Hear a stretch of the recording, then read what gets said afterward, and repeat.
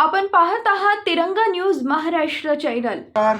सांगली जिल्हा पोलीस दलाचं वाहतूक अवेअरनेस ट्रॅफिक अवेअरनेसच्या संदर्भातलं अभियान आहे। या अभियानाला आपण सपोर्ट करू।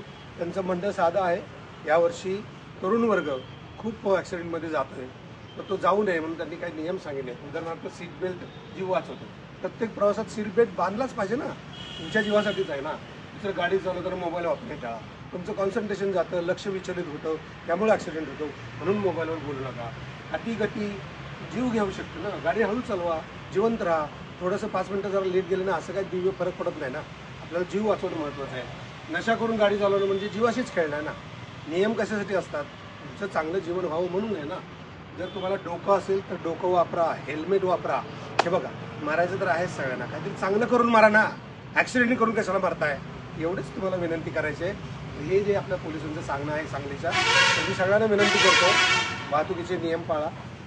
ट्रॅफिक अवेअरनेस सगळ्यांच्यामध्ये असू द्या। दुसऱ्याला सांगा, स्वतःपासून सुरुवात करा। मी माझ्यापासून सुरुवात करतो, तुम्ही तुमच्यापासून सुरुवात करायचं। हेल्मेट घालायचं, सीट बेल्ट लावायचा, नशा करायचं नाही, फोनवर बोलायचं नाही। All the best.